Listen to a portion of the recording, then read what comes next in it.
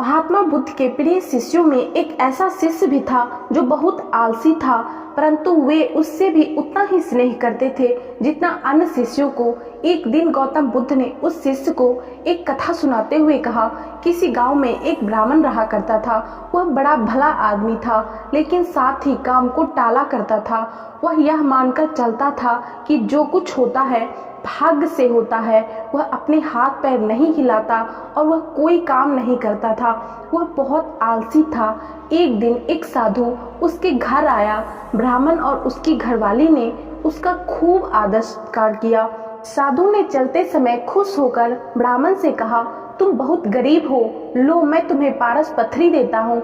7 दिन के बाद आऊँगा और इसे वापस ले जाऊंगा। इस बीच तुम जितना सोना बनाना चाहो बना लेना। ब्राह्मण ने पत्थरी ले ली। साधु चला गया। उसके जाने के पश्चात ब्राह्मण ने घर में लोहा खोजा।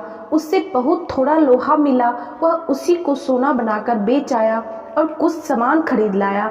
अगले दिन स्त्री के बहुत जोर देने पर लोहा खरीदने बाजार में गया तो लोहा कुछ महंगा था। वह घर लौट आया।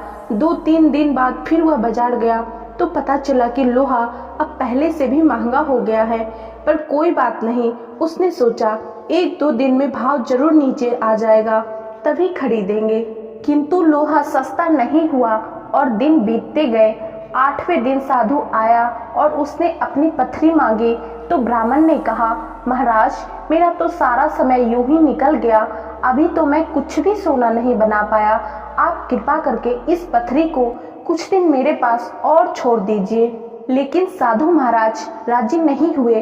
उन्होंने कहा, तुम जैसा आदमी जीवन में कुछ नहीं कर सकता, तुम्हारी जगह कोई और होता तो कुछ न कुछ कर डालता। जो आदमी समय का उपयोग नहीं जानता वह कभी सफल नहीं होता।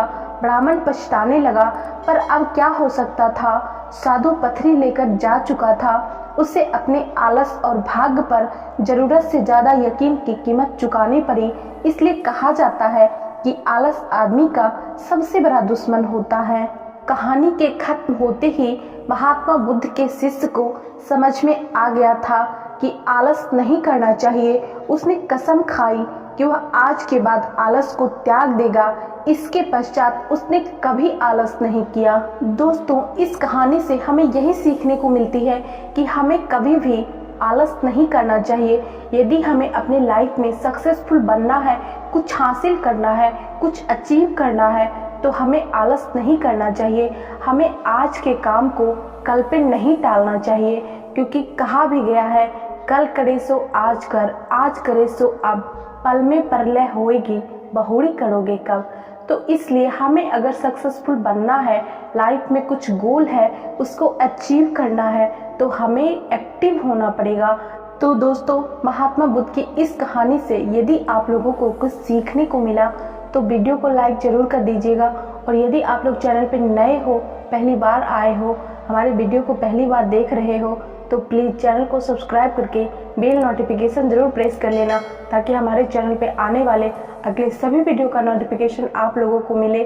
क्योंकि इस चैनल पे आपको इसी तरह के मोटिवेशनल, इंस्पिरेशनल और life changing video life time देखने को मिलते रहेंगे।